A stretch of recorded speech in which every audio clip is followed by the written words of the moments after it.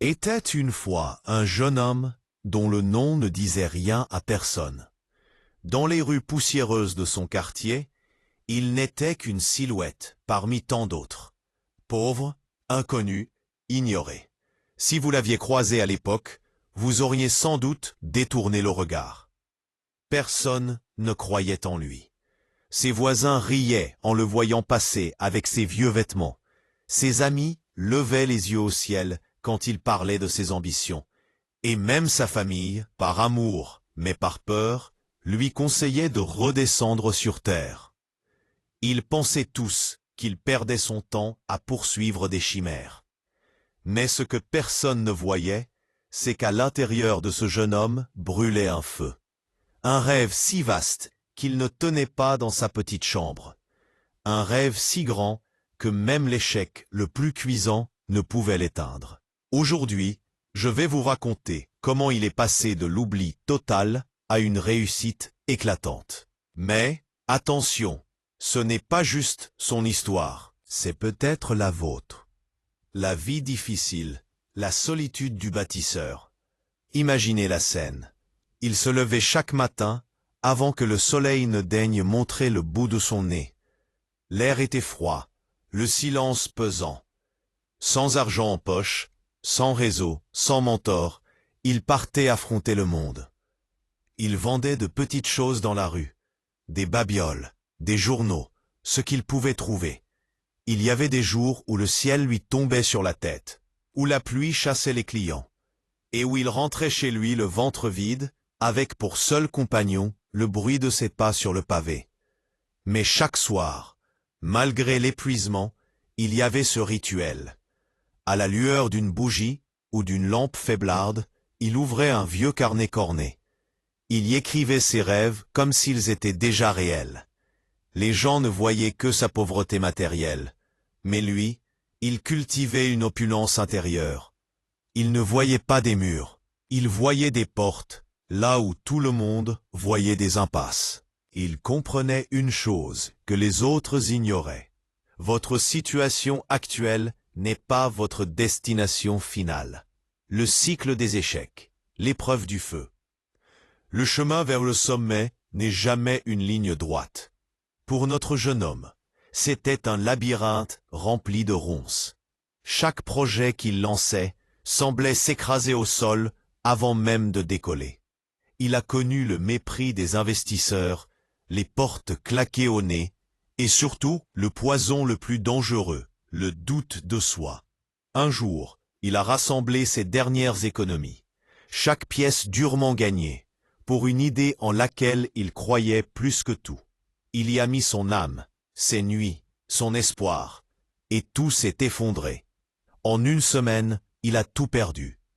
C'est là que les voix se sont fait entendre. « Je te l'avais dit », murmurait un ami. « Arrête ces bêtises et trouve un vrai travail », disait un oncle. À ce moment précis, il était au bord du gouffre. Il a voulu abandonner. Il a pleuré de rage. Mais au lieu de rester au sol, il s'est posé une question. Est-ce que je vais laisser l'échec définir qui je suis, ou est-ce que je vais l'utiliser comme un engrais pour ma croissance? Il s'est relevé, encore et encore, parce que la victoire appartient à celui qui refuse de rester couché. Le moment décisif, la brèche dans le mur. Le changement ne prévient jamais. Il arrive souvent quand on est sur le point de lâcher prise. Pour lui, le tournant fut une rencontre fortuite. Quelqu'un a vu, non pas son compte en banque vide, mais l'intensité dans son regard. Quelqu'un a décelé son potentiel brut. Ce n'était pas un chèque en blanc, c'était une opportunité. Avec ce mince soutien, il a lancé un projet plus audacieux. Cette fois, il ne s'agissait plus seulement de survivre, mais de bâtir. Les premiers retours furent timides, puis une vente, puis 2, puis 10. Ceux qui riaient autrefois ont commencé à se taire. Ses amis ont commencé à lui poser des questions. « Comment tu fais ?»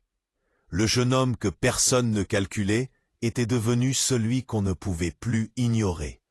sa discipline était devenue son armure, et sa persévérance son épée. Il n'avait pas changé de nature, il avait simplement révélé ce qui dormait en lui depuis le début. Le climax, la métamorphose. Aujourd'hui, la scène a changé. Il n'y a plus de vente à la sauvette sous la pluie. Il y a des bureaux, des conférences, des milliers de personnes qui s'inspirent de son parcours. Son nom est devenu synonyme de résilience. Mais si vous lui demandez son secret, il ne vous parlera pas de son premier million. Il vous dira que la vraie richesse, c'était cette force mentale forgée dans la faim et le froid. La vraie réussite, c'est d'avoir dompté la peur.